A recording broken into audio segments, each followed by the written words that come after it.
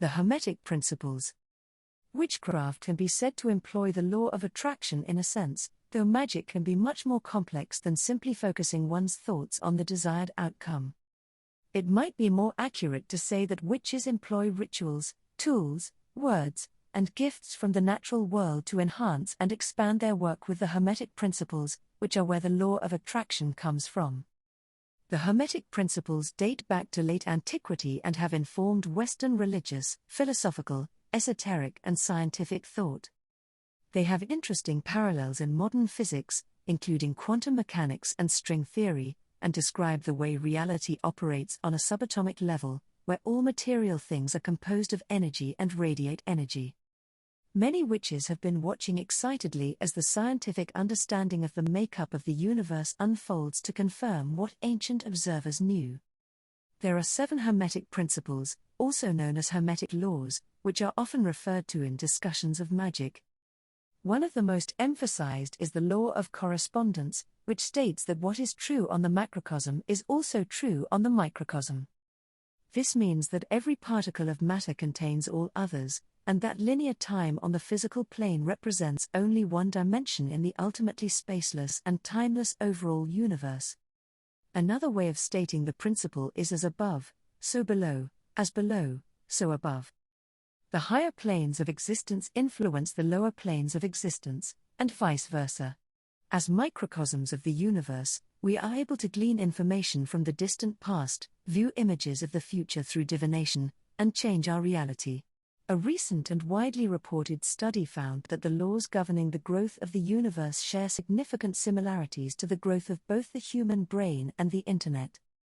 This is an interesting illustration of the law of correspondence, and also provides a window into the law of mentalism, another important principle of witchcraft. Just as every particle of matter contains all others, matter and energy all contain information at their most basic level. The universe, ultimately, is mental at its highest level, which is the underlying creative force of all things. We know that all the inventions, developments, and adaptations in our human history began as ideas. Witches also know that thoughts can influence the universal mind, and this is part of why focused intention in ritual is important. The law of vibration holds that everything is in constant motion and that nothing is at rest. This applies even to seemingly sturdy physical objects such as chairs and tables. They have vibrations that we simply can't perceive with the human mind. The matter is composed of energy, which is essentially a force moving at a certain vibration. The parallel with animism is worth noting here, as animists believe that everything is alive. If a characteristic of being alive is to be in motion, then the animists have been correct all along. The nature of colors as light moving at different rates of vibration is particularly useful in witchcraft, as each color's frequency has particular characteristics suitable for specific purposes. We often associate love with the colors red and pink, for example, and it turns out that these colors resonate with energies in the body that promote loving feelings. Therefore, these colors, when used in spellwork to bring love into one's life, both communicate that information to the universe and connect it to the witch's energy field.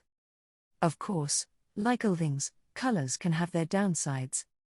The intense vibration of red can also overstimulate and trigger unpleasant feelings.